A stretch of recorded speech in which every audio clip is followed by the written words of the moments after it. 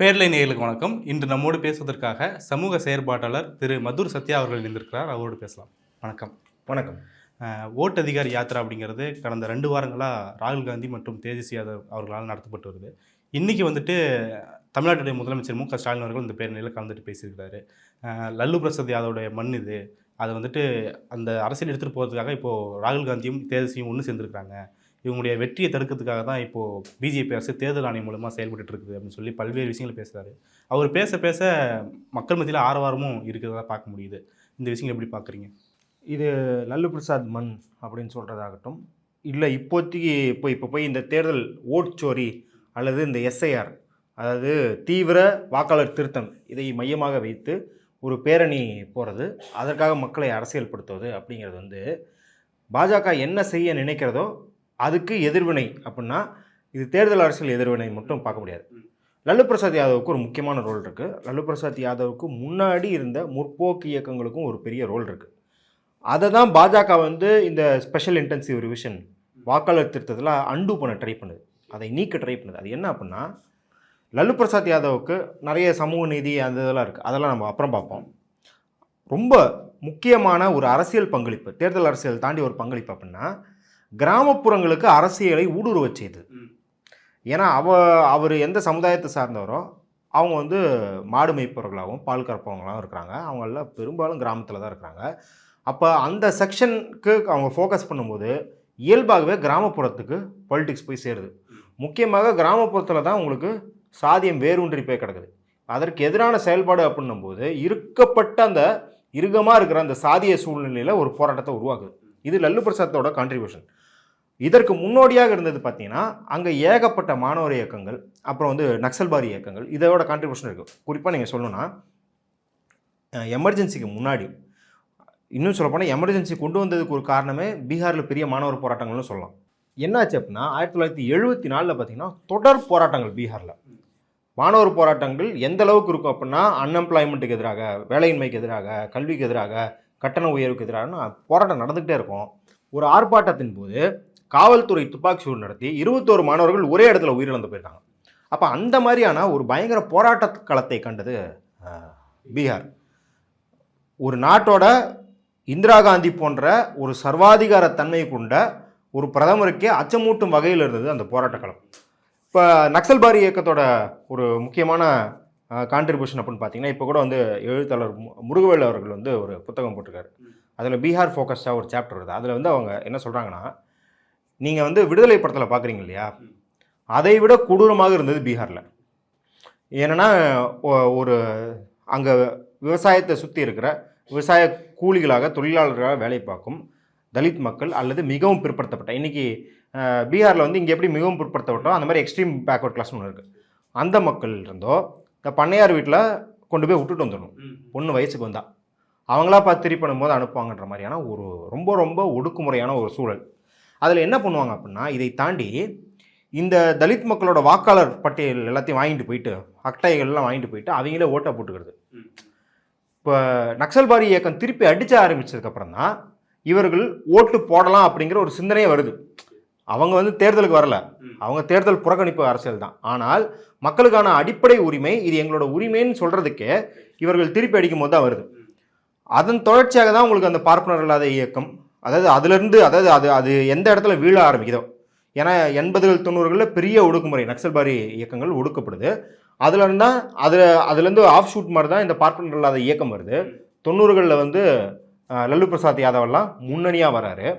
அப்போ என்ன பண்ணுறாங்க அப்படின்னா, பார்ப்பனர் இல்லாதவர்களுக்கு, குறிப்பாக ஓபிசி எஸ்சி மக்களுக்கு ஒரு அரசியல் குரலாக அவங்க இருக்கிறாங்க. அது வந்து என்ன ஆகுது அப்படின்னா, அங்கே வந்து யூபி, பீகார், மத்திய பிரதேஷ் இந்த இடங்கள்லாம் பார்த்தீங்கன்னா பார்ப்பனர்கள் கட்சி, பார்ப்பனிய கட்சி அப்படின்னா நீங்கள் வந்து என்ன நினைப்பீங்கன்னா பிஜேபி அப்படின்னு தான் நம்ம சிந்தனையில் இருக்கும். ஆனால் அங்கே போயிட்டீங்கன்னா காங்கிரஸ் தான் இருக்கிறதுல அதிக பிராமணர்கள் இருக்கிற கட்சியாக இருக்கும். பிஜேபியில் ரொம்ப காலத்துக்கு முன்னாடியே எப்படி பஜ்ரங் தள் ஆரம்பித்தான் ஓபிசியை கொண்டு வரதுக்கு உள்ள, ஜாகரன் மோர்ச்சான்னு சொல்லிட்டு எப்படி பழங்குடியினரை கொண்டு வர ஒரு ஆர்எஸ்எஸ் ஒரு அமைப்பு உருவாக்கணும். இந்த மாதிரி என்ன பண்ணாங்கன்னா, அவங்க ஏற்கனவே இந்த சாதி அடுக்குகள்லாம் ஊடுருவ ஆரம்பிச்சிட்டாங்க பிஜேபி. காங்கிரஸ் தான் பார்த்தீங்கன்னா முழுக்க முழுக்க வந்து ஒரு உயர் சாதியினர் கட்சியாகவே பீகார்லேயோ உத்தரப்பிரதேசில் இருந்து அதை எதிர்த்து தான் பார்த்தீங்கன்னா அங்கே சமாஜ்வாதி பார்ட்டி ஆகட்டும், இங்கே ஆர்ஜேடி ஆகட்டும் வருது. ஆனால் சமாஜ்வாதி பார்ட்டியை காட்டிலும் ஆர்ஜேடிக்கு ஒரு பெரிய ரோல் உண்டு. ஏன்னா அவங்க பீகார் வந்து எந்த அளவுக்கு வந்து பார்ப்பனர் இல்லாத இயக்கத்தை வந்து அரசியல்படுத்துனாங்க அப்படின்றது. அதற்கு எதிர்வினை ஆற்ற தான் பார்த்தீங்கன்னா வந்து லல்லு பிரசாத் யாதவ் அப்படின்றது கிடையாது. இந்த பார்ப்பனர் இல்லாதவர்கள், குறிப்பாக தலித் மக்கள் போராடுகிறார்கள் தான் பீகாரில் ரன்வீர் சேனான்னு ஒன்று உருவாக்கினாங்க. ரன்வீர் சேனாங்கிற அமைப்பு பத்தானி தோலா, லக்சம்பூர் பாத் இந்த இடங்களில் வந்து ஒரே இரவில் 21 தலித் மக்களை கொள்வது, 30 தலித் மக்களை கொள்றதுன்னு 90களில் இறங்கிருக்கு. ஏன்னா அந்த மக்கள் எதிர்த்து பேச ஆரம்பிக்கிறாங்க, உரிமை கேட்க ஆரம்பிக்கிறாங்க. எப்படி கீழ்வன்மணியில் ஏன் நடந்தது, எவ்வளோ நீங்கள் ஒடுக்குமுறை நடத்தினாலும் செங்கோடையை கீழே இறக்க மாட்டோம்னு சொன்னாங்க இல்லையா, அது போன்ற மக்கள் எழுந்து நின்றதுனால அந்த கொலைகள் நிகழ்த்தப்பட்டுச்சு. இங்கேருந்து பார்க்குறவங்களுக்கு பொதுவாக தமிழ்நாட்டு புத்தி என்ன, பீகார்னா வடக்கன், அவனுக்கு அரசியல் அறிவே இருக்காது, அவனுக்கு புரிதலே இருக்குன்ற மாதிரியான ஒரு கேவலமான தவறான ஒரு பிம்பம் இருக்குல்ல. அப்படிலாம் கிடையாது. பீகார் மக்கள் பயங்கரமாக அரசியல்படுத்தப்பட்டவர்கள். அவர்களுக்கு உரிமை இல்லாமல் இருக்கலாம், அவங்க ஏழ்மையில் வைக்கப்பட்டிருக்கலாம், ஆனால் பயங்கரமாக அரசியல் பேசுவாங்க. நீங்கள் வந்து நம்பூர் டீ கடையில் எப்படி வந்து காரசாரமாக அரசியல் பேசுவாங்க, அதே மாதிரி அங்கேயும் பயங்கரமாக அரசியல் பேசுவாங்க. இன்னும் சொல்லப்போனால் நம்பூர் ஆட்களோட சில இடத்துல ரொம்ப விவரமாக அரசியல் பேசுவாங்க. அது மாதிரியான ஒரு கான்ட்ரிபியூஷன் இருக்குது. இப்போ லல்லு மண் அப்படின்னு சொல்கிறதுக்கு பேக்வர்ட் கிளாஸ் அவர் ரிசர்வேஷனை அமல்படுத்தினார். மண்டல் கமிஷன் அவர் தான் அமல்படுத்தினது. ஏன்னா தமிழ்நாட்டில் முன்னாடிருந்தே ரிசர்வேஷன் இருக்குது. நம்ம கர்நாடகாவில் மைசூர் மாநிலத்தில் முன்னாடியே ரிசர்வேஷன் இருந்தது. இந்த மாதிரி எந்த பின்புலமும் இல்லாமல் மண்டல் கமிஷன் வந்தால் தான் அதை அமல்படுத்தினா தான் ரிசர்வேஷன் இருக்கிற இடத்துல அவர் மண்டல் கமிஷனை அமல்படுத்தினார். இபிசி, எக்ஸ்ட்ரீம் பேக்வர்ட் கிளாஸ் அப்படிங்கிற, எப்படி இங்கே கலைஞர் வந்து எம்பிசி அப்படிங்கிறத உருவாக்குனாங்களோ அந்த மாதிரி இபிசிங்கிறத உருவாக்குறாங்க. அந்த அரசியலாம் நடக்குது. அதை தாண்டி அவர் ரயில்வே மினிஸ்டர் இருந்தபோது பார்த்தீங்கன்னு வச்சுக்கோங்களேன், அதுவுமே ஒரு பெரிய அச்சீவ்மெண்ட்டு. 5 வருஷம் அவர் ரயில்வே மினிஸ்டர் இருந்தார். லாஸ் மேக்கிங்காக இருந்த ரயில்வேஸை வந்து ப்ராஃபிட் மேக்கிங் ஆகிட்டார். அது வரைக்கும் நஷ்டத்தில் ஓடிட்டு இருந்துச்சு. அது எப்படி பண்ணுறாருன்னா, நீங்கள் பணக்காரர்கள்ட்ட அதிக சார்ஜ் பண்ணி ஏழைகளுக்கு காசை குறைக்கணும். அதுதான் எல்லா ஒரு பொதுத்துறை நிறுவனங்களாகட்டும், ஒரு அரசோட கண்ணோட்டம் அதுவாக தான் இருக்கணும். இப்போ இன்சூரன்ஸ்னு ஏன் போடுறோம், இன்சூரன்ஸ்னால் ஆரோக்கியமானவர்களும் கட்டுவாங்க. எல்லாரும் சேர்ந்து என்ன பண்ணுவோம்னா, யாரோ ஒரு ஆரோக்கியம் இல்லாதவருக்கு சப்போர்ட் பண்ணுறோம். இன்சூரன்ஸ் அப்படி தானே இயங்குது. அப்போ அதே போல் தான் அரசில் எல்லா துறையும் இயங்கணும். இன்றைக்கி பாருங்கள், அது அப்படியே ரிவர்ஸ் ஆகுது. வந்தே பாரத் உருவாக்குறதுக்காக எல்லா ரயில்வேயும் கொலாப்ஸ் பண்ணுறது, அதில் இருக்கிற சேஃப்டியிலேருந்து, அது இன்ஸ்பெக்ஷன்லேருந்து, மெயின்டெனன்ஸ்லேருந்து எல்லா காசையும் எடுத்து வந்தே பாரத்துக்கு போடுறது. இப்படி இருக்கிற சூழலில் ஒரு 20 வருஷத்துக்கு முன்னாடி பார்த்தீங்கன்னா லல்லு பிரசாத் யாதவ் ரிவர்ஸில் மக்கள் ஆதரவாக வேலையை பண்ணுறாரு. அவர் என்ன பண்ணுறாருன்னா, ஃப்ரைட் ட்ரெயின், அதாவது வந்து இந்த கூட்ஸ் ட்ரெயின் இருக்கு இல்லையா, கூட்ஸ் ட்ரெயினில் வர வருமானத்தை வச்சு பேசஞ்சர் ட்ரெயினுக்கு உங்களுக்கு வந்து எல்லா எக்ஸ்பென்ஸையும் குறைக்கிறது. அதாவது குறைந்த விலை ஏசி ட்ரெயின்கள் விட்டார். இன்றைக்கி என்ன பண்ணுறோம், 3000 ரூபா வந்தே பாரத்தில். சும்மா இங்கேருந்து நீங்கள் வந்து ஹைதராபாடு எங்கேயா போனால், திருநெல்வேலிக்கு போனாலே ஒரு 2000 3000 ஆகுது வந்தே பாரத்தில். ஆனால் அவர் அப்படியே ரிவர்ஸில் என்ன பண்ணார்னா, நீங்கள் சாதாரணமாக போகிற ட்ரெயின், இப்போ இன்டர்சிட்டியில் போகிறீங்க, வெஸ்ட் கோஸ்ட்டில் போகிறீங்க, அதில் ஸ்லீப்பரில் எவ்வளோ ஆகுதோ அதே அளவுக்கு ஏசியில் ஒரு ட்ரெயின் விட்டால் எப்படி இருக்கும். நம்ம மக்களும் ஏசியில் போய் பார்க்கணும் இல்லையா. நிறைய கன்செஷன், முதியோர்களுக்கான கன்செஷன், நிறைய சலுகைகள் அங்கே கொண்டு வந்தார். கேன்டீன் செலவை குறைச்சார். உங்களுக்கு எல்லாம் ஞாபகம் இருக்கும், நிறைய வந்து பிளாஸ்டிக் கப்பு பயன்படுத்துகிறோம் அப்படின்றனால அதை மட்பானையில் கப்பெல்லாம் கொண்டு வந்தார் அவர் இருக்கும்போது. இதனால் அவரை கூட்டு போய் என்ன பண்ணாங்கன்னா, ஐஏஎம்ல, ஜப்பானில் MBA கிளாஸ்லாம் வந்து லெக்சர் எடுக்க விட்டாங்க. ஏன்னா லல்லு பிரசாத் யாதவ் அப்படின்னா ஒரு பயங்கரமான பிம்பம் என்ன அப்படின்னா, இந்த ஒரு இந்த பிராமணிய பிம்பம், இந்த மனுநீதி தலையில் உட்காந்துருக்கிற பிம்பம் என்னென்னா, அந்தால் படிக்காதவன், மாடு மேய்க்கிறவன், ஒன்றும் தெரியாது அப்படிங்கிற மாதிரி ஒரு கேவலமான ஒரு பிம்பம் இருந்துச்சு. அவரை ரயில்வே மினிஸ்டராக போட்டபோது எல்லாரும் சிரித்தாங்க. ஆங்கில பத்திரிகைகள்லாம் பார்த்தீங்கன்னா அவ்வளோ கொச்சையான கேலி சித்திரங்கள்லாம் வரையப்பட்டுச்சு. அவரை ஃபஸ்ட்டு போய் பேட்டி எடுக்கிறாங்க NDTVயில். எனக்கு நல்ல ஞாபகம் இருக்குது, ரயில்வே மினிஸ்டர் ஆனதுக்கப்புறம். ஏன்னா நெகோசியேஷன் நடக்குது. நெகோசியேஷன் நடக்கும்போது ஃபஸ்ட்டு ரயில்வே மினிஸ்டர் கேட்குறாரு, தரல அப்படின்னும்போது அவர் வெளியே வந்து ஒரு பேட்டி கொடுக்குறாரு. One day will be the prime minister of this country அப்படின்னு வந்து பேட்டி கொடுக்குறாரு. அது இப்போ தான் மீம்ஸு. அந்த காலத்தில் ஃபுல்லாக அந்த டேப்பை திருப்பி போட்டு பயங்கரமாக கேலி பண்ணுறாங்க. ரயில்வே மினிஸ்டர் ஆகிட்டார். ஃபஸ்ட்டு நாள் வந்து அப்போ NDTVன்னு இருந்துச்சு, இல்லை ஸ்டார் நியூஸ்ன்னு இருந்துச்சா தெரில. அப்போயே NDTV உருவாயிடுச்சான்னு தெரில. ஏன்னா அதே டீம் தான், அந்த பிரணாய் ராய், ஸ்ரீனிவாசன் ஜெயின் அவங்க டீம் தான் போகிறாங்க. அப்படியே சாப்பாடு வந்து என்ன பண்ணுறாருன்னா, காலையில் பருப்பை ஊற்றி, நெய்யை ஊற்றி, மிளகாயை போட்டு கடித்து தின்னுக்கிட்டு இருக்காரு. அவர் வெங்காயத்தை மிளகாயை வச்சு தின்னுட்டுருக்காரு. இவங்க பேசுகிறாங்க. எல்லோரும் என்னங்கிறாங்கன்னா, ஏன்னா அவர் காலையில் எப்படி ரெடி ஆகிறாருலேருந்து காட்டுறாங்க. நீங்கள் யோசிச்சு பாருங்கள், ஏதாவது ஒரு மந்திரிக்கு இப்படிலாம் பண்ணுவாங்களா? இவருக்கு ஏன் பண்ணுறாங்கன்னா, இவர் வீட்டிலே மாடு வளர்க்குறாரு. அப்போ ஒரு காட்டான் வந்து ரயில்வே மினிஸ்டர் ஆகிட்டான்டா, எப்படி வினோதமாக இருக்கான் பாடுறான்னு ஒரு கேலியாக தான் காட்ட வந்தாங்க. அவர் ஆனால் இதை பற்றி மதிக்கிறதே கிடையாது. என்ன பண்ணுறாரு, நீங்கள் சாப்பிட்டு முடிங்க பேசலாம் அப்படின்னு. நீ இப்போ கேள்வி கேள்றா, நான் தின்னுட்டே பதில் சொல்கிறேன்னு தின்றாரு. இந்தா சாப்பிட்றியான்னு ஒரு ரொட்டிலாம் எடுத்து கொடுக்குறாரு, அது வேணாங்கிறாங்க. இப்படி போய்கிட்டே இருக்கு, நிறைய பதில் சொல்கிறாரு. பட்ஜெட் வாசிக்கும் போது அப்போ பார்த்தீங்கன்னா ரயில்வே பட்ஜெட் தனியாக, யூனியன் பட்ஜெட் இப்போ தான் ஒன்று சேர்த்து விட்டாங்க கொள்ளை அடிக்கிறதுக்கு. அப்போ ரயில்வே பட்ஜெட் தனியாக தான் இருக்கும். அவர் எந்திரிச்சு ரயில்வே பட்ஜெட் படிக்க ஆரம்பித்தா ஊரே கத்துவானுங்க பார்லிமெண்ட்டில். அவர் என்ன பண்ணுவார், எதையுமே கண்டுக்க மாட்டார். ஆடு மாடை வரட்ட மாதிரி ஏய் உக்கார் உக்கார் அப்படின்னுவார். சொல்லிட்டு அவர் பாட்டுக்கு படிச்சுக்கிட்டே இருப்பார். அப்போ அந்த மாதிரியான ஒரு அரசியலை வந்து லல்லு பிரசாத் யாதவ் கொண்டு வந்தார். அவர் ஏகப்பட்ட குறைகள் இருக்குது கண்டிப்பாக. வந்து அது ஊழல் குறைகளாகட்டும், இல்லை அங்கே வந்து இங்கே மேலே வந்து அது ஒரு சாதி அமைப்பு மாதிரி செயல்பட ஆரம்பிச்சிருச்சு.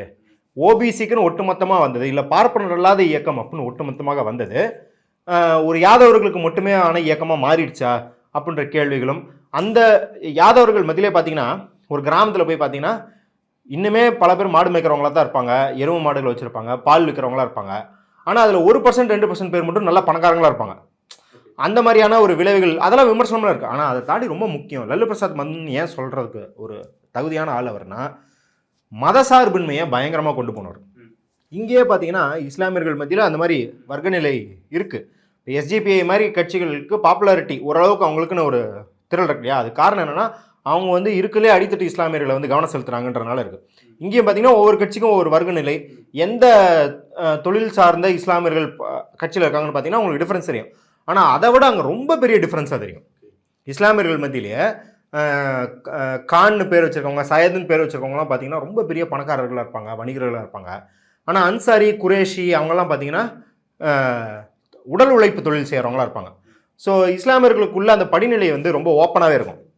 அதில் உயர் சாதி இஸ்லாமியர்கள்லாம் பார்த்தீங்கன்னா பொதுவாகவே வந்து காங்கிரஸ் ஆதரவாளர்களாக இருப்பாங்க. இப்போ சில பேர் வந்து ஜேடியு ஆதரவாகவும் இருக்கிறாங்க.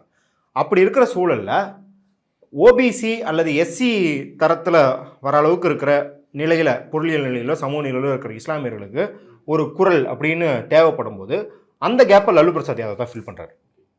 அதனால தான் பார்த்தீங்கன்னா இன்னுமே வந்து அமித்ஷா சொல்லும்போது, நாங்கள் எல்லோருக்குமான அரசியல், நாங்கள் எம்ஒய், நாங்கள் வந்து மை அலையன்ஸ் கிடையாது. மை அலையன்ஸ்னால் முஸ்லீம் யாதவ் அலையன்ஸ். அங்கே பீகாரில் வந்து எம்ஒய் அலையன்ஸ்னு சொல்லுவாங்க, முஸ்லீம் யாதவ் அலையன்ஸ். முஸ்லீம்னா உயர் சாதி முஸ்லீம்களும் இருப்பாங்க, அவங்கள நாங்கள் ஒதுக்கிட்டு அரசியல் பண்ணுறோன்றது கிடையாது. ஆனால் ஃபோக்கஸ் வந்து ஓபிசி ஆனால் எஸ்சி முஸ்லீம்ஸ்னு கிடையாது. ஓபிசி அந்த முஸ்லீம்ஸ், அதாவது அவங்க வந்து கசாப்புன்றது வந்து ஆக்சுவலி ஒரு அங்கே சாதியின் பேர் தான். கசாப் கன்றா அப்படின்னு நம்ம சொல்கிறதே அதை பேஸ் பண்ணி தான். கறி வெட்டுபவர்கள், லெதர் இண்டஸ்ட்ரியில் வேலை பார்க்குறவங்க, கூட்டி பெருக்கிறவங்க, இந்த மாதிரியான தொழிலில் இருக்கிற இஸ்லாமியர்களுக்கு மையப்படுத்தி தான் வந்து லல்லு பிரசாத் யாதவ் ஒரு பாதுகாப்பாளராக இருக்கார். இந்த மதசார்பின்மை அரசியலில் இருந்தால், மதசார்பற்ற அரசியலில் இருந்தால் அவர் அதானியை எதிர்த்து நிற்கிறார். யாத்திரை போகும்போது சொல்கிறாரு, எங்கே வேணாலும் போட்டு இந்த யாத்திரை, இந்த பிரிவினைவாத அரசியலை பீகாருக்குள்ளே அனுமதிக்க மாட்டோம், என் எல்லைக்குள்ளே வந்தால் அடுத்த நாள் ஜெயிலில் இருப்பார் அத்வானின்னு சொல்கிறாரு. எவ்வளோ பெரிய துணிச்சல் வேணும். இப்போ அந்த காலத்தில் அத்வானியை வந்து மறுத்துட்டு ஒருத்தர் அரசியல் பண்ணுறது ரொம்ப கஷ்டம். எவ்வளோ பெரிய அரசியல் கட்சினாலும் அவர்கிட்ட நெகோஷியேட் தான் பண்ண முடியும் இல்லைய. அவுட்ரேட்டாக அத்வானியை தூக்கி உள்ளே வைக்கிறேன்னு சொன்னால் மக்கள் எப்படி கொந்தளிச்சு போவாங்கன்னு தெரியும். ஏன்னா நாடு முழுக்க இருக்கிற இந்துக்களை வந்து அவர் வெறியாத்திக்கிட்டு இருக்கிறாரு அத்வானி. அப்போ அப்படி இருக்கும்போது ஒரு பெருந்திரளாக இந்து மக்கள் கூடியிருக்கிற ஒரு கூட்டத்தில் பேசுகிறாரு. அவர் இஸ்லாமியர்கள் முன்னாடி பேசல, இந்து மக்களை வச்சுக்கிட்டு பேசுகிறாரு. அத்வானி மட்டும் உள்ளே வந்தால் என்ன ஆகுது பாருன்னு பேசுகிறாரு. அப்போ லல்லு பிரசாத் மன் அப்படின்னு நம்ம முதல்வர் போய் சொல்லிக்கிறது காரணம் என்னென்னா, இன்னைக்கு பிஜேபி பண்ணுற இந்த பிளவுவாத அரசியலை தடுப்போம். இன்னொன்று, கிராமத்து மக்களின் வாக்குரிமையை தான் பறிக்கிறாங்க. நீங்கள் நிறைய பார்த்துருப்பீங்க, கிராமமாக தாலுக்காவாக படிப்பறிவு கம்மி இருக்கிற மக்கள்கிட்ட, ஏழ்மையாக இருக்கிற மக்கள்கிட்ட தான் வாக்குரிமையை பறிக்கிறாங்க. இந்த மக்களுக்கு வாக்குரிமையை கொண்டு போய் சேர்த்தது தான் லல்லு பிரசாத் யாதவோட பங்கு அப்படின்னும் போது, அதை எதிர்ப்பதற்கு சொல்லும் போது லல்லு பிரசாத் மன் அப்படின்னு சொல்கிறது தான் ரொம்ப பொருத்தமானதாக இருக்கும்.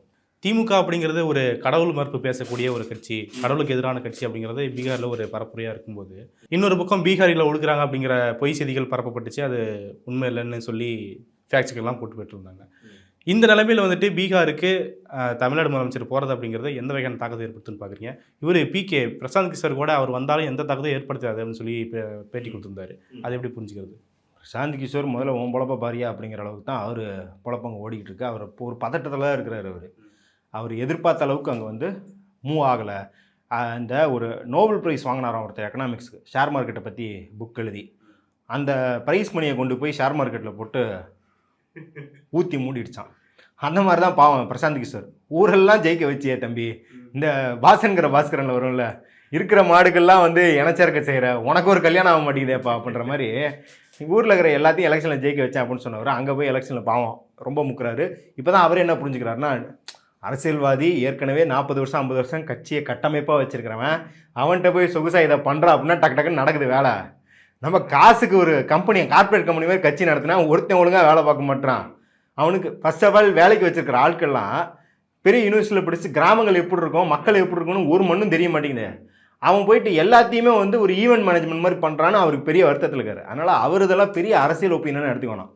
ஏன்னா 300 ஜெயிப்பாங்க அப்படின்னு வந்து மோடிக்கு வந்து மறைமுகமாக பிரச்சாரம் பண்ணிக்கிட்டு இருந்தார் 2024 தேர்தல். அப்போ கரண் தாப்பர்கிட்ட வந்து சவால் விட்டு மாட்டிக்கவும் செஞ்சார். கரண் தாப்பர் எப்படி மாப்பிள்ளை வாடி நீ ஒரு தண்ணியை குடிச்சிட்டு போன்ற மாதிரி மோடிக்கு அடுத்து சின்ன பகவதி, பெரிய பகவதி தெரியுமா, சின்ன பகுதியும் தண்ணி குடி அப்படின்னு. ஸோ அதனால் அவரை விட்டுருவோம். கடவுள் மறுப்பு கொள்கை இப்போ நாராயணன் திருப்பதி கூட போட்டிருந்தார். அங்கே போய் ஸ்டாலினால் வந்து சனாதன ஒழிப்புன்னு பேச முடியுமா?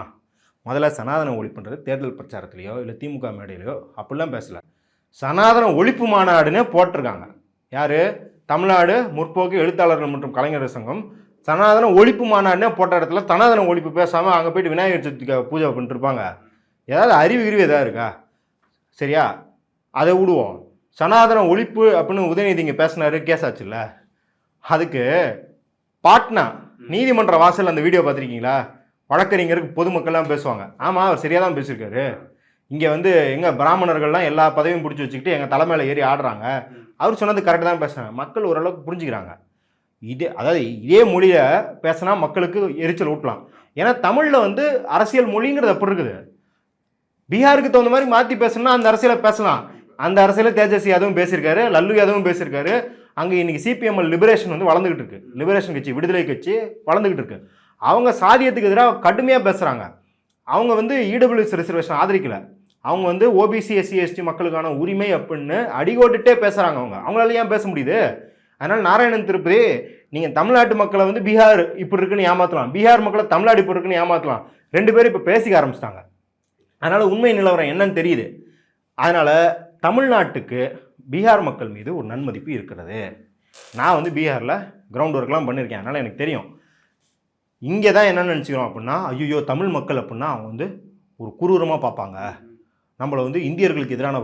அது டெல்லியில் இருக்கிறானுங்கள, டெல்லியில் அப்பர் மிடில் கிளாஸ், அதாவது உயர் நடுத்தர வர்க்கம், உயர் சாதி சிந்தனை கொண்டு திமிரு பிடிச்சவனுங்க இருக்காங்கல்ல, அவனுங்க தான் தமிழ்நாட்டை வந்து செப்பரேட்டிஸ்ட், இவனுங்கெல்லாம் பிரிவினைவாதம் பேசுகிறவனுங்கன்னு பேசுவானுங்க வழியா. பீகாரில் போயிட்டு தமிழ்நாட்டிலேருந்து வந்திருக்கோம் அப்படின்னு சொன்னீங்கன்னா உங்களுக்கு பயங்கரமான வரவேற்பு இருக்கும், மதிப்பு இருக்கும். ஏன்னா எல்லா வீட்லேயும் எல்லா குடும்பங்கள்லேயும் ஒருத்தராவது ஒரு சொந்தம், ஒரு மாமா சித்தப்பா யாராவது தமிழ்நாட்டில் வேலை பார்க்குறாங்க. கேரளாவில் கேரளமே காம்கர்றே அப்படின்வாங்க.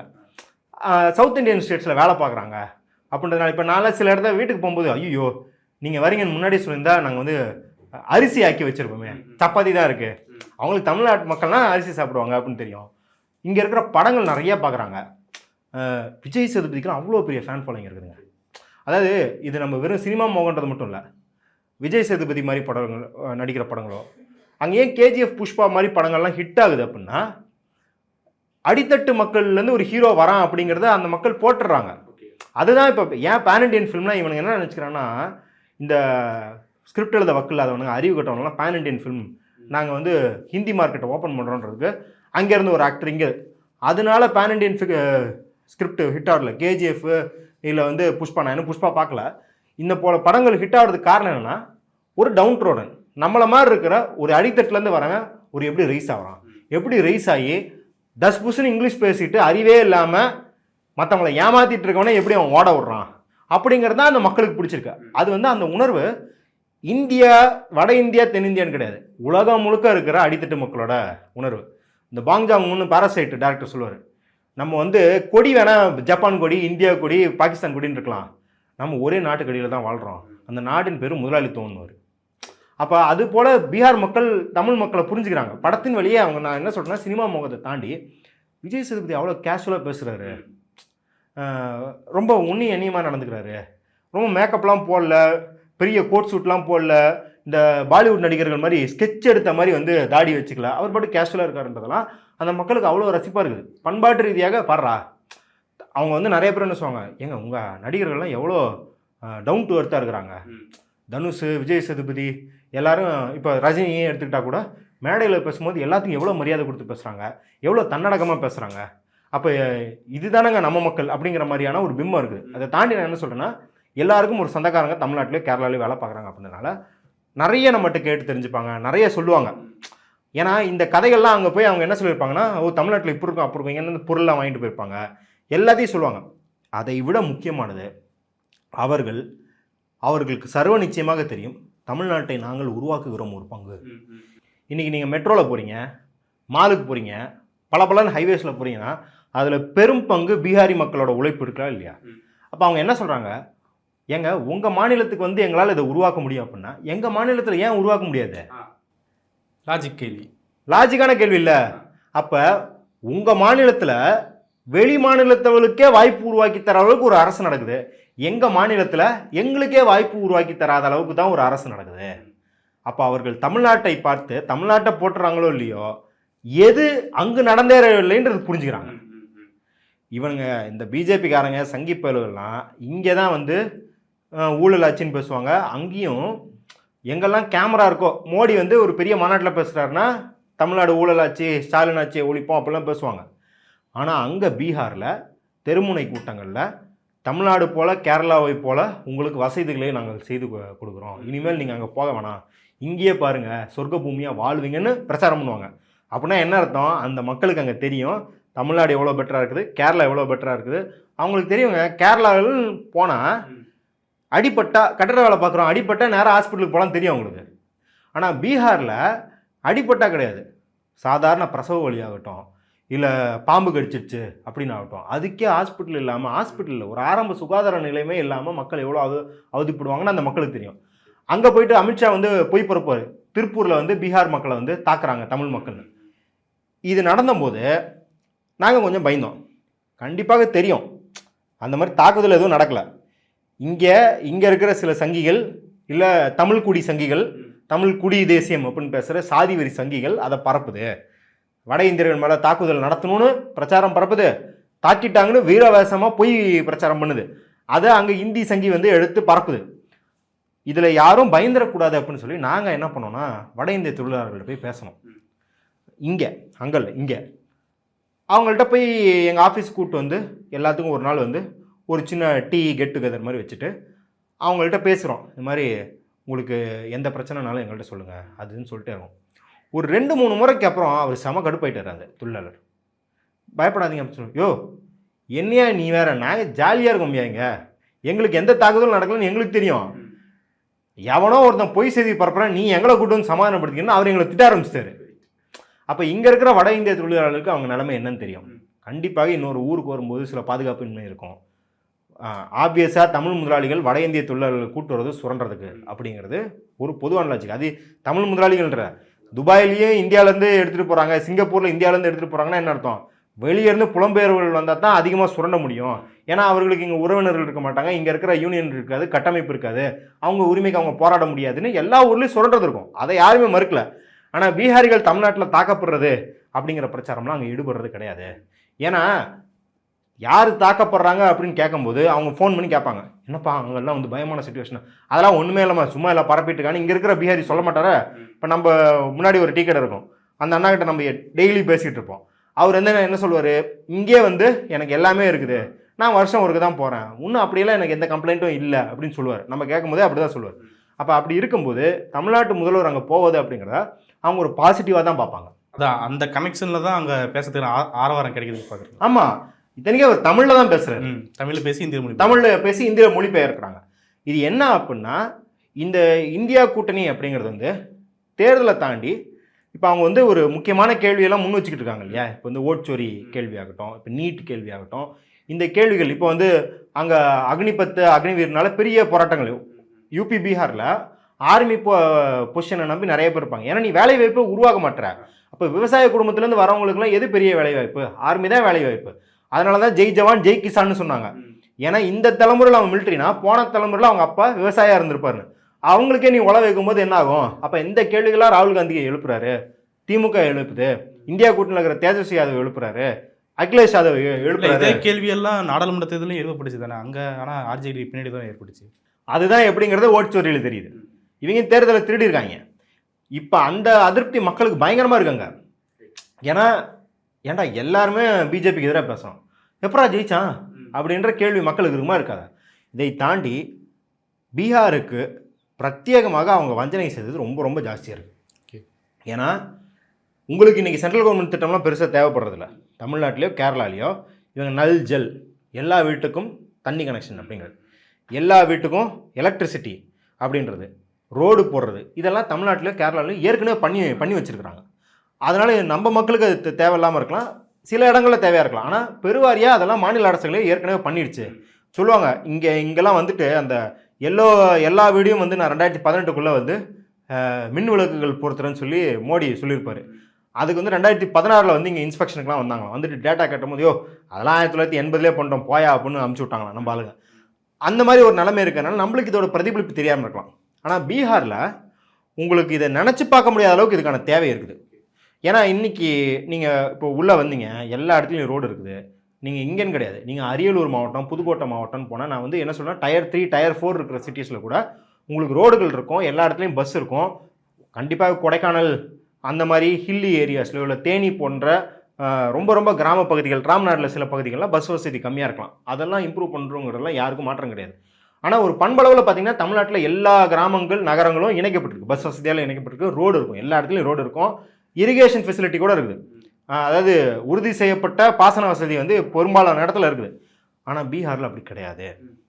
நீங்கள் வந்து ஃபஸ்ட்டு டேர்ம் அவங்க ஜெயிச்சதுக்கு காரணம் என்னென்னா நிதின் கட்கரி தான் சொல்லலாம். அவங்க ரோடே பார்க்காம இருந்த மக்களுக்கு ஹைவேஸ் போட்டு விட்டார் அவர் நல்லா. அந்த ஹைவேஸில் தான் 7.5 லட்சம் கோடி கொள்ளடிச்சாங்க, நம்மளுக்கு சிஏஜி அறிக்கையிலன்னு தெரியுது. ஆனால் அதற்கு அப்புறம் கிராம் சடக் யோஜனான்னு ஒரு யோஜனை இருக்குது, ஒரு திட்டம் இருக்குது. கிராம் சடக் யோஜனா கிராம சாலை போடும் திட்டம். அதை ஒழுங்காக அமல்படுத்தவே கிடையாது. குறிப்பாக கொரோனா சமயத்தில் ஆக்சிஜன் சிலிண்டர் அனுப்புனா அந்த ஆக்சிஜன் சிலிண்டர் ஒவ்வொரு கிராமங்களுக்கும் போய் சேர்ற அளவு கூட ரோடு கிடையாது.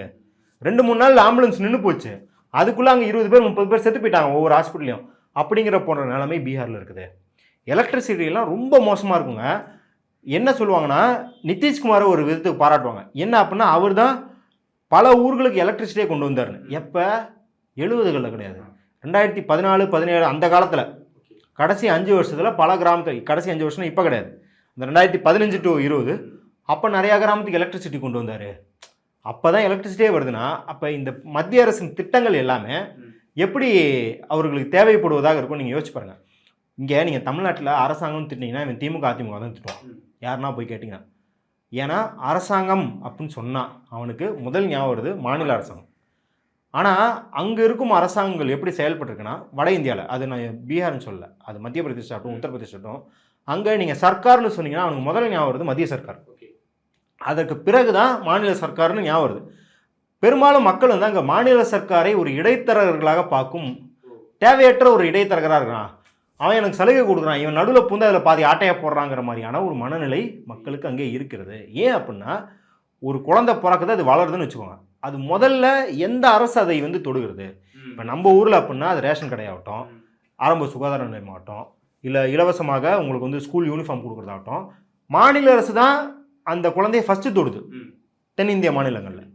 ஆனால் வட இந்திய மாநிலங்களில் அவங்க ரயில்வேஸை தவிர வேறு எதுவும் அரசு நிறுவனம் அவங்கள தொடரதே கிடையாது. ரயில்வே ட்ராக்கை பார்க்குறாங்க, அதுக்கப்புறம் அரசு அவங்கள கண்டுக்காமே விட்டுருது. அப்போ அவங்களுக்கு தெரியறது சென்ட்ரல் கவர்மெண்ட் மட்டும்தான், ஸ்டேட் கவர்மெண்ட் எதுவும் பண்ணாது அப்படிங்கிற ஒரு கண்ணோட்டம் இருக்குது இல்லையா. அப்போ சென்ட்ரல் கவர்மெண்ட் ஸ்கீம்ஸான இந்த நல் ஜல் யோஜனா இருக்குது. நல் ஜல் யோஜனாவில் ஒன்றிய அரசாங்கம் ஒரு டெக்னிக் ஃபாலோ பண்ணுது. என்ன டெக்னிக்னா, அது வந்து நம்ம தமிழ்நாட்டிலே ஃபாலோ பண்ணுது, வட இந்தியாவில் வேறையாக ஃபாலோ பண்ணுது. தமிழ்நாட்டில் என்ன பண்ணுச்சு, மெட்ரோக்கு ஃபஸ்ட்டு ரவுண்டுக்கு காசு தந்துருச்சு, எல்லா ரோடையும் பிளாக் பண்ணிட்டீங்க. செகண்ட் ரவுண்டு காசு தரல, மக்கள் என்ன பண்ணுவாங்க? ஆப்வியஸாக மாநில அரசு மேலே கோவப்படுவாங்க, மாநில அரசு மேலே கோவப்படுவாங்க. அதே போல் அங்கே மெட்ரோ போட முடியாது, ஏன்னா நீ அங்கே தொழில்மயமே படுத்தலை, மெட்ரோவில் போடுற அளவுக்கு மக்களை ஆக்கவே இல்லை நீ. அதனால் என்ன பண்ணுறான், நல் ஜல் யோஜனாக்கு பைப் லைன் போடுறதுக்கு காசு தந்துடுறான், அதுக்கு டேங்கு கட்டி தண்ணி வர 2வது ரவுண்டு காசு தரல. இப்போ ஆப்வியஸாக மக்கள் என்ன பண்ணுவாங்க? பீகார் அரசு மேலே கோவப்படுவாங்க. நீ என்ன பண்ணிட்ட, பீகார் அரசு மேலேயே அவங்களுடைய கூட்டணி வேறு வச்சுக்கிட்டேன். அப்போ அவனுக்கு தெரிஞ்சு போச்சு நீ தாண்டா களவாணி அப்படின்னு தெரியுது. அதே மாதிரி பிஎம் ஆவாஸ் யோஜனா, பிஎம் ஆவாஸ் யோஜனாவுக்கு ஒரு எக்ஸாம்பிள் சொன்னேன், பீகார் எக்ஸாம்பிள், இது பெங்கால் எக்ஸாம்பிள். அவங்க பேர் வந்து வசந்தி தேவி, ஏதோ ஒரு தேவி. அவங்க வந்து ஒரு நாள் வந்து ரோட்டோரமாக வேலை பார்த்துக்கிட்டு இருக்காங்க. பக்கத்தில் வந்து இந்த இப்போ தள்ளுவண்டி கடை இருக்கும் இல்லையா, தள்ளுவண்டி கடை, தேவி இங்கே பாரு பேப்பரில் வந்து உங்கள் மூஞ்சி வந்திருக்கு அப்படின்னு. ஏய் ஆமாம் ஏன் மூஞ்சி தான் என்னன்னு போட்டிருக்கு அப்படின்னு. பிஎம் ஆவாஸ் யோஜனால உனக்கு வந்து வீடு இருந்திருக்காங்களாமே அப்படின்னு. எனக்கு எங்கே வீடு இருந்திருக்கு உனக்கு தான் தெரியாதா, தகரடப்பால தான் வாழ்ந்துக்கிட்டு இருக்கேன் அப்படின்னு. பின்ன எப்படி வந்துச்சு அப்படின்னு. அது ஒன்றும் இல்லை, ஒரு சில நாளைக்கு முன்னாடி நான் இங்கே வந்து ரோட்டில் கூட்டிகிட்டு இருந்தேன், அப்போ கேமரா வச்சிருந்த ஒரு தம்பி அக்கா சூப்பராக இருக்கீங்க ஒரு போஸ்ட் கொடுங்கன்னு கேட்டுச்சு, எடுத்துகிட்டு போயிட்டு பார்த்தா விளம்பரம் போட்டிருக்காங்க. இதை வந்து நியூஸ் லாண்ட்ரி பிரேக் பண்ணுச்சு. அதே மாதிரி உஜ்வாலாவுக்கு வந்து மகாராஷ்டிராவில் பேஸ் பண்ணாங்க. ஆயிஷா ஷேக்னு 8வது கோடி கேஸ் கனெக்ஷன் கொடுத்தாங்க உஜ்வாலாவில். மோடியெல்லாம் போய் சந்திச்சாரு. எல்லாரும் பத்திரிகையாளர்கள்லாம் கூடி போய் கேட்குறாங்க, என்னங்க 8வது கோடி கேஸ் கனெக்ஷன் இந்த நாட்டின் வளர்ச்சியோட ஒரு குறியீடாக இருக்கிறீங்க, நீங்கள் எப்படி உணர்றீங்க அப்படின்னு. ஏங்க இப்போ உங்களுக்கு வந்து டீ போட்டாலே நான் விறகு அடுப்பில் தான் போடணும், கேஸ் கனெக்ஷன் பேருக்கு தான் இருக்கும் இல்லையா, அதை கேஸ் வாங்குற அளவுக்கு எனக்கு வசதி இல்லைங்க, அவ்வளோ விலை இருக்குதுங்க கேஸு. அப்போ இவர்கள் திட்டம்லாம் எப்படி வந்து தவிடுபடி ஆகுது அப்படிங்கிறது வந்து பீகார் மக்களுக்கு நல்லாவே தெரியும். நான் வந்து மகாராஷ்டிராவில் ஒன்று பெங்காலில் ஒன்று சொல்கிறேன்ல, இது எல்லாமே பீகாரில் பேக் ஃபயராக இருக்கும். குறிப்பாக பெண்கள் மத்தியில் பேக் ஃபயர் ஆகுது. அதனால தான் பெண்களோட வாக்குரிமையை பிடுங்குறாங்க. அப்போ நீங்கள் பாருங்கள் பீகார் மக்கள் எந்த அளவுக்கு எதிர்ப்பு மனநிலையில் இருப்பாங்களோ அதை மேலும் கூர்மை தீட்டு வலுப்படுத்தும் இது. ஏன்னா இங்கே இருந்து போயிட்டு ஸ்டாலின் அவர்கள் ஒரு ஆர்டிகுலேஷன் கொடுப்பாரு, மகாராஷ்டிராலேருந்து போகிறவங்க ஒரு ஆர்டிகுலேஷன். அதாவது ஆர்டிகுலேஷன் என்ன சொல்கிறேன்னா, இங்கே சில திட்டங்களை எதிர்ப்போம், சமகர சிக்ஷன் அபியான் திட்டம் எதிர்ப்போம், நேஷனல் எஜுகேஷன் பாலிசி எதிர்ப்போம், இன்னும் பல திட்டங்களை மெட்ரோலேருந்து பல திட்டத்தை எதிர்ப்போம். அவங்க சில திட்டத்தை எதிர்ப்பாங்க. அங்கே பீகார் மக்களுக்கு ஒரு பெரிய பிரச்சனை என்ன அப்படின்னா, உரம் விலை ஏறுது, ஃபெர்டிலைசர் விலை ஏறுது அப்படின்றது வந்து அவங்களுக்கு வந்து உணவுப் பொருட்கள் விலை ஏறுது, அதனால உணவு தட்டுப்பாடு ஏற்படுத்துது. நாங்கள் ஆய்வு செஞ்சுட்டு இருக்கும்போது ஒரு கிராமத்தில் கண்கூட பட்னி சாவு பார்த்துருக்கீங்க. தமிழ்நாட்டில் எங்கேயா பட்னி சாவுன்னு கேள்விப்பட்டிருக்கீங்களா? அது ரொம்ப ரேரு. அங்கேயும் வந்து எல்லா கிராமத்துலையும் சாப்பிட்றது கிடையாது. ஆனால் பட்னி சாவுன்றது ஒரு ஃபினாமினாவே இருக்குது. மத்திய பிரதேஷ், பீகார், ஜார்க்கண்டு இந்த இடத்துல பட்னி சாவுன்றது இன்னொரு, ராஜஸ்தானில் இன்னும் இருக்குது பட்னி சாவுங்கிறது. அப்போ அதையெல்லாம் பார்க்கும் மக்களுக்கு இந்த திட்டங்கள்லாம் நான் தரேன். சும்மா எல்லா தேர்தலையும் என்ன பிரச்சாரம் பண்ணுறது, நீ 2019 தேர்தலையும் 5 கிலோ அரிசி தந்தன்னுவேன், 2024 தேர்தலுக்கும் 5 கிலோ அரிசி தந்தன்னுவேன், இப்பயும் வந்து 5 கிலோ அரிசி தரேன் அப்படிங்கிற. 5 கிலோ அரிசியை தாண்டி நீ என்ன பண்ணுற, அங்கே கௌரக்ஷான்னு சொல்லிட்டு மாடுகளை கொல்லக்கூடாதுங்கிற. ஆனால் மாடுகளை கொல்லக்கூடாது அப்படிங்கிறது என்ன ஆகுது அப்படின்னா, அங்கே விவசாயத்தை நம்பி தான் மக்கள் இருக்கிறாங்க. வயசான மாடெல்லாம் எல்லாம் பூந்து மேய்ஞ்சி நாசப்படுத்துது. அவங்க என்னங்கிறாங்க, நான் 100 கிலோ 200 கிலோக்கு நீ என்னையை வந்து சேதாரப்படுத்திட்டு, அரிசி கோதுமையெல்லாம் சேதாரப்படுத்திட்டு எனக்கு ரேஷன் கடை 5 கிலோ தரங்குறியே, இது என்ன நியாயமா? 5 கிலோ தருவதை யாரும் குறை சொல்லலாம். 5 கிலோ இல்லை, இன்னும் 25 கிலோ 30 கிலோ கூட தரணும் மக்களுக்கு.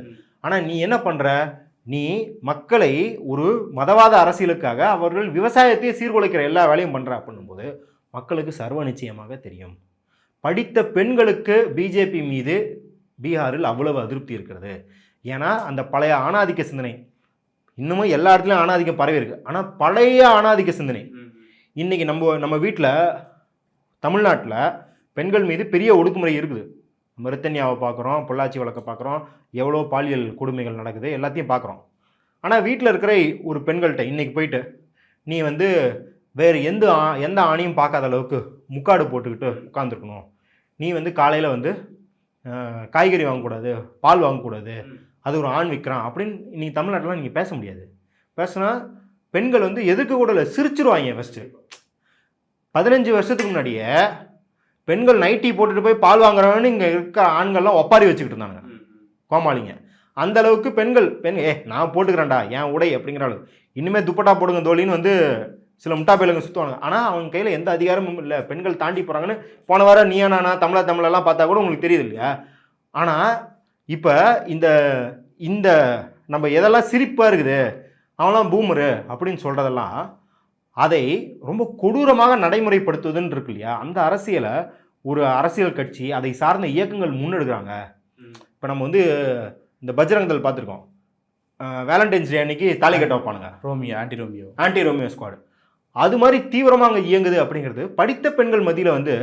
ஏன் படித்த பெண்கள் அப்படின்னு சொல்கிறேன்னா, இத்தனை வருஷம் கஷ்டப்பட்டு இதெல்லாம் விட்டு வெளியே வந்திருக்கோம், நீ என்னடா திருப்பி போன்றதுக்கு அப்படிங்கிற இன்டென்ஷன் இருக்கும்ல. அதனால் அவங்க மத்தியில் வந்து ஒரு பெரிய எதிர்ப்பு இருக்குது. இதெல்லாமே இந்த பேரணினாலையும் இந்த ஒத்திசைவினாலும் இந்த ராகுல் காந்தி எடுக்கிற நடவடிக்கைகளாலும் பெரிய வரவேற்பு பெறுது. அதனால தான் ஸ்டாலின் அவர்கள் வந்து வட இந்திய மொழிகள் இந்தியாவில் கொல்லப்பட்டிருக்குன்னு சொன்னால் பீகார்லேருந்து பெரிய ஆதரவு.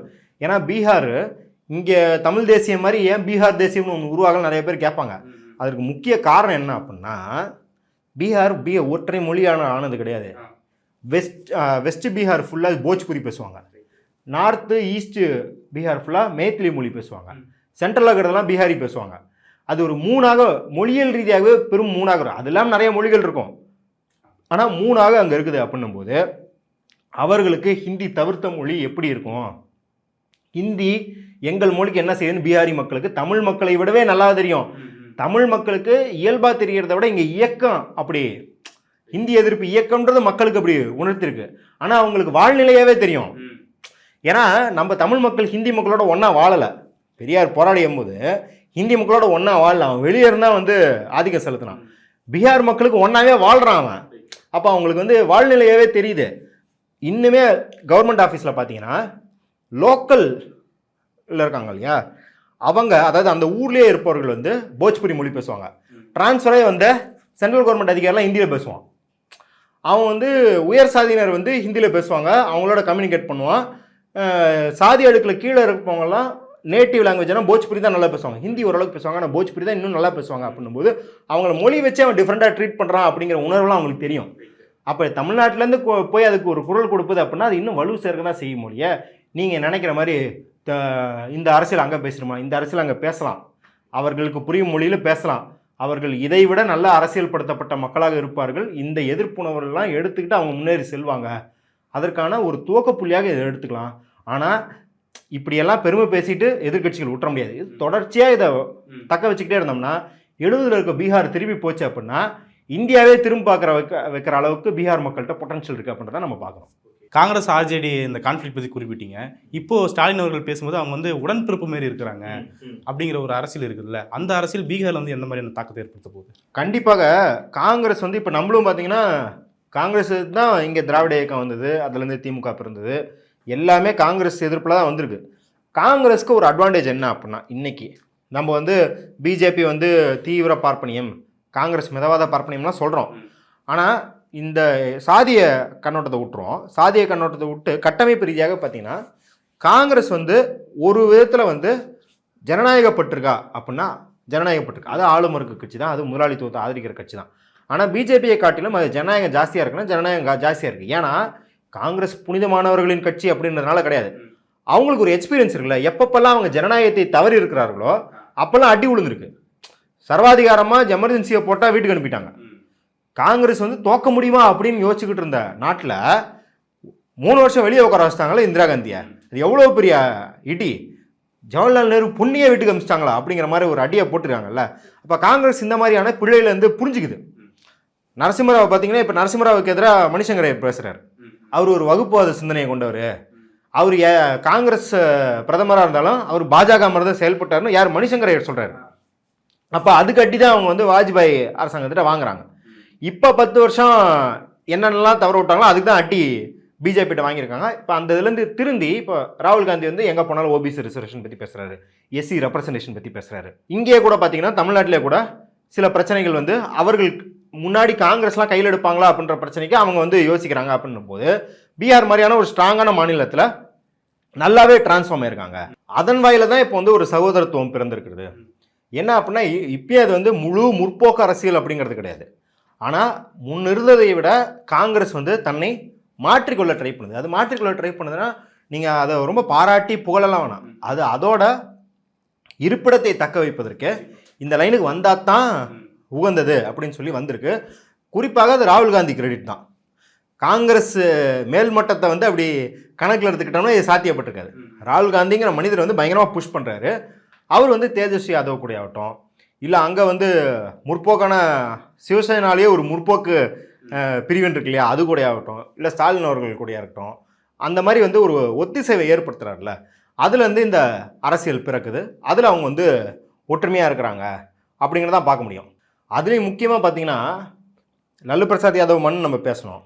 அப்புறம் இது வந்து காங்கிரஸ் வந்து அடி வாங்கி ஜனநாயகமானாங்கன்றத சொன்னோம். இதுக்குமே பீகாருக்கு ஒரு முக்கிய ரோல் இருக்குது. என்ன அப்படின்னா காங்கிரஸ்க்கு ரொம்ப பேர் போனது என்ன அப்படின்னா அண்ணாமலை கூட அடிக்கடி கலாய்ப்பார். ராஜீவ்காந்தி ஃப்ளைட் ஏறும்போது ஒருத்தர் சீஃப் மினிஸ்டர் இருப்பார், இறங்கும்போது அவரை டிஸ்மிஸ் பண்ணிடுவாங்க. அந்தளவுக்கு சீஃப் மினிஸ்டர்ஸை டிஸ்மிஸ் பண்ணிட்டே இருந்தாங்க, அரசுகளை கலைச்சிருந்தாங்க. கலைஞர் ஆட்சி 2 முறை கலைச்சாங்க இல்லையா, அது மாதிரி காங்கிரஸ்க்கு ஒரு வரலாறு இருக்குது அப்படின்னு அவர் அண்ணாமலை கலாச்சிட்டு இருப்பார். அது உண்மைதான். அதுக்கு எஸ்ஆர் பொம்மாய் வழக்கு, உச்சநீதிமன்றத்தில் எஸ்ஆர் பொம்மாய் வழக்கு வருது. அதுக்கப்புறம் தான் கவர்னர் வந்து சும்மா டிஸ்மிஸ் பண்ண முடியாது, எந்த காரணத்துக்காக டிஸ்மிஸ் பண்ணுறாங்கிறத கோர்ட்டில் வந்து வாதாடலாம் அப்படிங்கிற தீர்ப்பு வந்துச்சு. ஆனால் இந்த தீர்ப்பு வர்றதுக்கு காரணம் என்ன அப்படின்னா, எப்பயுமே நீதிமன்றங்கள் எதுக்கு ரெஸ்பாண்ட் பண்ணோம்? இப்போ பாபரி மஸ்ஜித் வழக்கு வந்து ஏன் ரொம்ப லாபகரமாக ராமர் கோயில் கட்டிக்கலாம்னு சொல்ல முடியுதுன்னா, இன்றைக்கி சமூகத்தில் சூழல் அப்படி உருவாக்கி வச்சுருக்காங்க. அப்போ வெளியிருக்கிற அழுத்தங்கள் வந்து நீதிமன்றத்தை எப்படி சிந்திக்க வேண்டும்ன்ற ஒரு திசை வழிகாட்டும். அப்போது காங்கிரஸின் கொட்டத்தை அடக்கிற அந்த எஸ்ஆர் பொம்மாய் வழக்கில் ஒரு வெற்றி பெற்றதுக்கு காரணம் என்னென்னா, பீகார் போல், இங்கே தமிழ்நாட்டில் திமுகவை போல், தேவகோடா கர்நாடகாவை போல் காங்கிரஸ் அல்லாத மாநில உரிமை பேசும் கட்சிகள் மேலே வந்தபோது தான், அந்த அழுத்தத்தின் காரணமாகத்தான் இனிமேலும் வந்து காங்கிரஸுக்கு சாதகமான நீதித்துறையில் சூழல் இருந்தது அப்படின்னா இந்த நாட்டு மக்கள் என்ன வேணாலும் கையில் எடுப்பாங்க. அப்போ இப்போவே ஒரு கடிவாளம் போடணும். ஏன்னா ஜனநாயகம் அப்படிங்கிறது அதை ஆளுமர்க்கம் தக்க வைக்கிறதுக்கு. ஏன்னா ஜனநாயகம்னா ஆளுமர்க்கத்தை என்ன பண்ணுவாங்க மக்கள்னு தெரியும். இப்போ இந்த ஆளுமர்க்கம் தன்னைத்தானே தகவமைச்சுக்கும், சேஃப்கார்ட் பண்ணிக்கும். அப்போ பீகார் போன்ற மாநிலங்களில் லல்லு பிரசாத் யாதவ் போன்ற தலைவர்கள் வரும்போது தான் இந்த அழுத்தம் அப்படிங்கிறது நீதித்துறைக்கே ஏற்படுது. நீங்கள் இன்னுமே பாருங்கள், லல்லு பிரசாத் யாதவ் ஆகட்டும், இல்லை அவங்க மனைவி ராப்ரி தேவி ஆகட்டும், எல்லாத்தையும் மீடியாவில் சித்தரிக்கிறதே என்னன்னு பார்த்தீங்கன்னா, இவர்கள் அறிவில்லாதவர்கள், இவங்களுக்கு அரசியல்லாம் என்னன்னே தெரியாது, ஏன்னா இவங்க படிக்காதவங்க. நீ ஊழல் குற்றச்சாட்டுலாம் வை, ஃபார்டர் ஸ்கேம் அதெல்லாம் வை, அதெல்லாம் பிரச்சனை கிடையாது. ஆனால் நீங்கள் தொடர்ந்து லல்லு பிரசாத் யாதவ் கேட்குற அளவுக்கு ஜெயலலிதாவை கேட்க மாட்டீங்க. ஊடகத்தில் அவங்க குற்றம் நிரூபிக்கப்பட்டவங்க, சொத்து குவிப்பு வழக்கில் உள்ளே போனவங்க. ஆனால் அவங்கள பற்றி இதை கேள்விப்படவே மாட்டீங்க. ஆனால் தொடர்ச்சியாக லல்லு பிரசாத் யாதவுக்கு அறிவில்லை அப்படின்னு பரப்புரை செய்கிறதுக்கு காரணம் என்னென்னா, அதற்கு பின்னாடி இருப்பது வெறும் இவங்க சும்மா ரிசர்வேஷன் பார்க்குறாங்க, ஓபிசி ரிசர்வேஷனு, அதுக்கு தான் ஒரு ரெப்ரசன்டேட்டிவ், இல்லை யாதவர் அரசியல் அப்படிங்கிறது மட்டும் கிடையாது. இப்போ நான் சொன்ன மாதிரி மத நல்லிணக்கம், கிராமப்புறங்களுக்கு அரசியல் செல்வது, ஒரு ட்ரெயின் ஆகட்டும், ட்ரெயின் அவர் செஞ்சு ட்ரெயினுக்கு மட்டும் கிடையாது, ஒரு பப்ளிக் யூட்டிலிட்டி, ஒரு பொது சொத்து அப்படின்னா எப்படி இயங்கணும், ஒரு பொதுத்துறை நிறுவனம்னா அது எந்த மக்களை மையப்படுத்தி அது இயங்க வேண்டும் அப்படிங்கிறதுக்கு ஒரு பாடமாக இருக்குது. இன்றைக்கி காங்கிரஸும் அந்த பிரின்சிபலுக்கு அது நடைமுறைப்படுத்துதா, ஆட்சிக்கு வந்தால் நடைமுறைப்படுத்துமான்னு நம்மளுக்கு தெரியாது. ஆனால் இன்றைக்கி அதுக்கு ஒரு இசைவு கொடுக்குது இல்லையா? அப்போ இதை வந்து இந்த ஒற்றுமையை போற்றுவது அப்படிங்கிறது, நாளைக்கு இவங்க தேர்தல் ஜெயிக்கிறாங்க ஜெயிக்கல அப்படிங்கிறது வேற. மக்களுக்கு இந்த அரசியல் தான் உனக்கான அரசியல், ஒரு அரசாங்கம்ன்றதா. இது வந்து ஒரு அரசியல் பண்பாட்டுக்கான கேள்வி. அரசியல் பண்பாடு அப்படின்னா மக்கள் என்ன நினச்சிக்கிறாங்கன்னா, இல்லை பொதுவாகவே பண்பாடுனா நம்ம வந்து சடங்குகள்னு நினச்சிக்கிறோம். பண்பாடுன்னு சொன்னாலே சடங்குகள், இல்லை அதுக்கான கலை இசை அப்படின்னு நினைக்கிறோம். அரசியல் பண்பாடுனா, நான் ஒரு குடிமகன் அப்படின்னா ரேஷன் கடையில் நீ எனக்கு அரிசி தர வேண்டியது என்னோட உரிமை, அது உன்னோட கடமை. எலக்ட்ரிசிட்டி வரணும் அப்படின்னா இத்தனை யூனிட் வரைக்கும் எனக்கு நீ இலவசமாக தரணும் அப்படிங்கிறது என்னோட உரிமை, உன்னோட கடமை அப்படின்னு மக்கள் ஒரு அரசை நோக்கி ஆர்டர் போடுறது இருக்கு இல்லையா, அதுதான் அரசியல் பண்பாடு. ஐயோ அரசு நம்மளுக்கு ஏதாவது ஒன்று தந்துடாதா, எனக்கா இதெல்லாம் செஞ்சது அரசு அப்படின்னு ஒரு கருணை உள்ளத்தில் பார்க்குறதோ, அதை எடுத்துட்டா என் தலைவிதி, நம்ம படித்து மேலே வரலன்னு ஏழ்மையில் இருக்கிற மக்கள் அந்த ஏழ்மைக்கு தங்களே காரணமாக கருதிக்கிறது அரசியல் பண்பாடு கிடையாது. நான் ஏழையாக இருக்கேன்னா நீ தாண்டா காரணம், என்னை மேலே ஏற்றுறான்னு கேட்குறாங்க இல்லையா, அதுதான் சரியான அரசியல் பண்பாடு. அப்போ இந்த அரசியலை போற்றுவது, இந்த ஒற்றுமையை போற்றுவது, மக்கள் மத்தியில் பேரணி போவது, ஓட்சோரி அப்படின்னு பிரச்சாரம் பண்ணுறது, உங்களுக்கான அடிப்படை உரிமை வாக்குரிமை, அந்த உரிமையை பறிக்கிறாங்க அப்படின்னா உங்களுக்கான அரசியலே இது கிடையாது அப்படின்னு பரப்புறதுன்றது வந்து மக்கள்கிட்ட முன்னாடி பீகாரில் என்ன ஒரு அரசியல் பண்பாடு இருந்துச்சோ அந்த பண்பாட்டை திருப்பி கொண்டு வருவது அப்படின்றத நம்ம பார்க்குறோம். நிறைய விஷயங்களை பார்த்தீங்க, மிக்க நன்றி.